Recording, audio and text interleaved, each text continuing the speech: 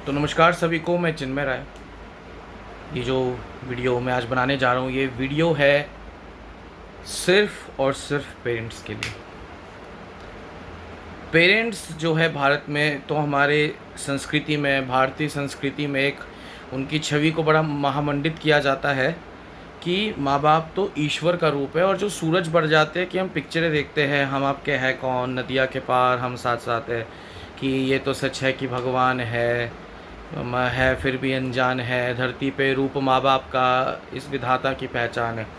अब जब उस फिक्टिशियस, उस नकली दुनिया को एंजॉय करते हैं ना, हुआ क्या है, फिल्मों ने और नाना नानी की कहानियों ने, सबने तो बड़ा हैप्पी एंडिंग दिखाया है कि एक मम्मी होती है, एक पापा होते हैं, एक बेटा होती है, एक बेटी होती है, या दो भाई होते हैं, या दो बहनें होती है किसी घर में, या किसी घर में सिंगल चाइल्ड होता है, तो बड़ी हैप्पी फैमिली होते हैं और सिर्फ हैप्पी हैप्पी चीज़ें होती हैं उनके में, प्रॉब्लम आती है पर सब ठीक हो जाता है, जैसे तारम पम वगैरह में दिखाया।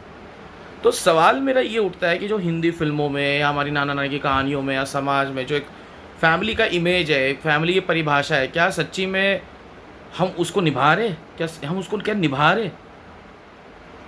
क्या हम भगवान की मानते हैं? क्या हम सही चीज़ पे चल रहे? क्या हमारे पेरेंट्स जो है, मैं पेरेंट्स से सवाल पूछूंगा इस वीडियो के थ्रू, क्या आप सही में अपने बच्चों से प्यार करते हैं? हमारे यहाँ की जो पेरेंटिंग कल्चर है वो वैसे ही कल्चर है जैसे अंग्रेज़ों और भारतों का रिश्ता था आज़ादी से पहले। बच्चे हैं उनके गुलाम, माँ बाप है उनके मालिक। माँ बाप के हाथ में लाठी, बच्चे हैं उनके स्लेव्स। स्लेव्स मतलब कह सकते हैं दास। तू पढ़ेगा, तू साइंस लेगा, साइंस लेगा तो चमड़ी उधेड़ देंगे तेरी। ये तो कहता है ना एक फादर। माँ क्या बोलती है बेटी से? बेटी लड़कों से बात मत करना, डोंट टॉक टू बॉयज़। जो लड़कियां लड़कों से बात करती है ना, वो स्लट होती है, वो ना कैरेक्टरलेस होती है। जब तक तुम्हारी शादी नहीं हो जाए ना, तुम किसी लड़के से बात मत करना। और वो लड़की को जो शोषण करते हैं उसके ऑफिस में, वो लड़के ही कर पाते। लड़की भी करती है, लड़की भी कर पाते। क्यों? क्योंकि आपने वो अपोजिट जेंडर का एक वो दीवार क्रिएट कर दिया, जबकि मेल फीमेल कुछ नहीं है। अर्धनारीश्वर का कॉन्सेप्ट है हमारे हिंदुइज्म में। पुरुष और नारी इमोशन वाइज बराबर है। फेमिनिन थोड़े कोमल और मस्कुलिन माने पौरुष। वो महिलाओं के अंदर भी पौरुष है और पुरुषों के अंदर भी थोड़ा कोमलता है। उसको समझना पड़ेगा कि इसमें जेंडर का कोई रोल नहीं। तो लड़कियों को हम सिखाती हैं हमारी माएँ कि इससे बात मत करो, इसके घर मत जाओ, यहाँ मत खाओ, वहाँ मत खाओ। लड़कों को ये सिखाया जाता है कि तुम बस पैदा हुए हो, तुमको जल्द से जल्द नौकरी पे लगना हो, तुम्हें पैसे कमाने, तुम्हें ये स्ट्रीम लेनी है, तुम्हें इंजीनियरिंग या एमबीए करना है, तुम्हें मेडिकल करना है, तो नौकरी पे लगना है, पैसे कमाने, शादी करनी है और फिर वही ज़िंदगी जीनी है जो हम जिए। और तुम्हें हमारे माँ बाप, तुम्हें अपने माँ बाप के लिए करना है। हमने ऐसी छवि बना के रखी है कि जो बच्चा अपने माँ बाप की बात नहीं मानता वो बदतमीज़ है, वो उचट है, वो गुंडा है, उसका कुछ नहीं हो सकता ज़िंदगी में। जो बागी बच्चा है, और ये बागी बच्चे ज़िंदगी में सक्सेसफुल होते हैं, जो हाँ जी जी अंकल जी, नमस्ते अंकल जी, जय राम जी की जय करो। हम आते हैं ना, हम बच्चे हमारे यहाँ पैदा होते हैं, हमारे तो बच्चे आराम से पैदा हो जाते हैं, तो बच्चे आते हैं तो उनको तुरंत कहते हैं ना बेटा जय करो।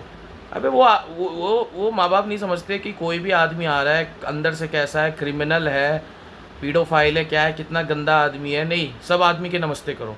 हमारे यहाँ यही कल्चर सिखाया जाता है। जो भी बड़ा बुजुर्ग है, गुटखा खा रहा है, औरतों पे गंदे कमेंट कर रहा है, कोई आंटी आ रही है जो कि इधर की उधर कर रही है, कलेशी है, जिनके अंदर नेगेटिविटी है, जाओ उनके भी पैर छू, उनको भी नमस्ते करो, वो तुम्हें 100 बेइज्जती करे।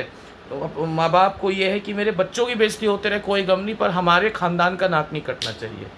तो ये टॉक्सिक पेरेंटिंग है इंडिया में और बहुत अच्छे से चल रही है, और ये हर जगह चल रही है। ये कहना गलत होगा कि नॉर्थ में नहीं है, साउथ में नहीं है। तमिलनाडु के पेरेंट्स भी उतने ही टॉक्सिक है जितने दिल्ली के पेरेंट्स टॉक्सिक है, क्योंकि हम सब हज़ारों साल से गुलाम रहे, राजा महाराजा अंग्रेज़ों के हम लोग गुलाम रहे, तो वो गुलामी हमारे खून, हमारे डीएनए में आ चुकी है। मैंने कितने बच्चे देखे जो म्यूजिशियन बनना चाहते थे, एक्टर बनना चाहते थे, बिजनेस करना चाहते थे, स्पोर्ट्स खेलना चाहते थे, दुनिया घूमना चाहते थे, लड़कों के लिए भी लड़कियों के लिए भी कह रहा हूँ।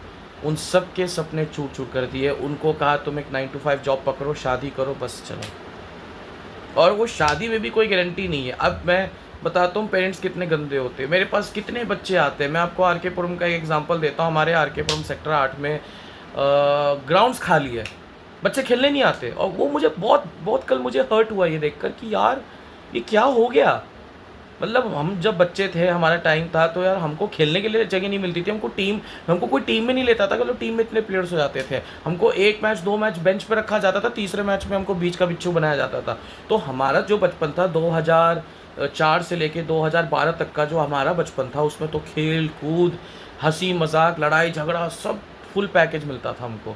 और ग्राउंड्स भरे होते थे, बच्चे खेलते थे, स्मार्टफोन्स, मोबाइल फ़ोन्स आए थे, पर इतना कोई उसका क्रेज़ नहीं था, कुछ नहीं था। मतलब फिजिकली और मेंटली एक्टिविटी बहुत बढ़िया चलती थी, सोशलाइजेशन था, उसको ख़त्म ही कर दिया पेरेंट्स ने। क्यों? ट्यूशन। माँ बाप के अंदर इतनी इनसिक्योरिटी है कि यार बच्चे को स्कूल भी भेजेंगे, उसको ट्यूशन भी भेजेंगे। अब जो माँ बाप जिनको थोड़ा बहुत लगता है यार कि इसको थोड़ा ECA एक्स्ट्रा करिकुलर एक्टिविटीज़ में डालना है, जल्दी इसको वायलिन क्लास में डाल दो, उसको भरतनाट्यम में डाल दो, तुमको भरतनाट्यम क्लास में भी टॉप करना है, क्लास में भी टॉप करना है, ट्यूशन में भी टॉप करना है। तुम टॉप से एक रैंक नीचे या तुम्हारा 100 में से या 99 में से कुछ भी मार्क्स गिरे, तुम्हारी कोई इज्जत नहीं तुम्हारे घर में, ना तुम्हें ठीक से रोटी देंगे, ना तुमसे कोई ठीक से बात करेगा। ये बच्चों के लिए कह रहे हैं, ये पेरेंटिंग है माँ बाप की। बच्चे नहीं पालते माँ बाप, घोड़े पालते हैं। हमें बेसिकली घोड़ों की तरह पाला जाता है हमें, कि यार ये बच्चा है, हम इस पर पैसा लगा रहे हैं, हम इस पर पूरी पढ़ाई लिखाई लगा रहे हैं, ये कमा के देगा, अगर ये चल गया तो इसकी इज्जत है, ये अगर फेल हो गया तो इसका कुछ नहीं हो सकता है, बर्बाद है, हम वैसे ही इसको ट्रीट करेंगे। आप कभी भी, हमने एज अ सोसाइटी कभी भी लोगों ने ये नहीं सोचा यार उन बच्चों का बचपन कैसा रहता होगा जिनके माँ बाप बहुत ज़्यादा स्ट्रिक्ट रहे होंगे। मैंने ऐसे पेरेंट्स देखे, और अभी देख रहा हूँ मैं, कि उन्होंने बच्चों का खेलना बंद कर दिया। मेरे सेक्टर 8 का ग्राउंड या दिल्ली के मैक्सिमम ग्राउंड खाली है, क्योंकि बच्चों का क्या सीन हो गया, अब उनका खेलना कूदना बंद कर दिया। माँ बाप ने एक धारणा बना दी कि हम भगवान हैं, हमें सब पता है। भाई हमने दुनिया देखी है, हर बाप का ये डायलॉग है, हर घर में, भाई मैंने दुनिया देखी है, मुझे पता है तेरे लिए क्या सही है। वो बाप खुद कुछ नहीं उखाड़ पाया ज़िंदगी में, वो इंसान खुद कुछ नहीं कर पाया, उसने सिर्फ एक बच्चा पैदा कर दिया। वो बच्चा पैदा करना एक कंपल्शन हो जाता है कि अब बच्चा पैदा कर दिया, वरना समाज समझेगा कि वो मर्द नहीं है, और वो जो फादर है फिर उसको कमाना पड़ेगा क्योंकि बच्चा पैदा हो गया। अधिकांश आप देख लो कि आदमियों की जब नई नई शादी होती है, they are little bit careless about their career, but when they got married and when they have kids, they starting working like hell. क्यों? भाई बच्चे पालने, बीवी को संभालना है। तो ये जो लोग कहते हैं कि यार हमें सब पता है, इनको तो कभी हॉस्पिटल जाने मत दो, इनको कहो अपना इलाज खुद करें। तो ये जो फादर और मदर की टॉक्सिक टीचिंग है, आप वो डिसाइड करेंगे बच्चे कौन सा स्ट्रीम ले, वो डिसाइड करेंगे बच्चे कब घर पे रहे, कब घर पे नहीं रहे, वो डिसाइड करेंगे कि बच्चे कौन से कॉलेज में जाए, कौन सी डिग्री करे, कौन सी नौकरी करे, 1 लाख की करे, 3 लाख की करे। वो डिसाइड करेंगे कि तुम हमारी नज़रों में तुम्हारी कोई औकात है कि नहीं है। अगर बच्चा इंजीनियर नहीं बना तो उसकी कोई औकात नहीं, वो आर्टिस्ट बन के 3 लाख रुपए कमा लेगा, पर पापा ये कहेंगे अरे यार तू बीटेक की डिग्री कर ले यार। मम्मी होंगी लड़के को कहेंगी अरे बेटा तू शादी कर ले यार, तूने MBA कर ले, शादी कर ले। किसी ने उससे बच्चों से कभी उसके बचपन से लेके उसकी जवानी तक कभी कोई माँ बाप नहीं पूछता बेटा तुम्हें क्या चाहिए, what do you want from us. और जब बच्चे सवाल करना शुरू कर देते हैं, पापा मुझे ह्यूमैनिटीज़ लेना है, या मुझे कॉमर्स लेना है, पापा मुझे ये लड़की पसंद है मैं इससे शादी करना चाहता हूँ, या पापा मुझे गीता पढ़नी है, पापा मुझे उपनिषद पढ़ना है, पापा मुझे तिब्बत घूमना है, मम्मी मेरे को वो लड़का पसंद है, या मम्मी जी मेरे को शॉपिंग करनी है, या मम्मी जी मुझे इंजीनियरिंग या मेडिकल नहीं लेना है, मुझे फैशन डिज़ाइनिंग करना है। उनको पता है क्या प्राइज़ मिलता है? 3 टाइम गालियाँ और थप्पड़।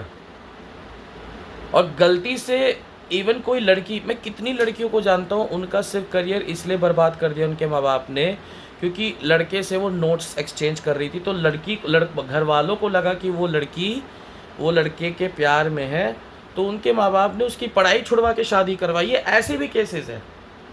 तो क्या ये नौटंकी और झूठ चलता है कि यार यहाँ पे पेरेंट्स का प्यार?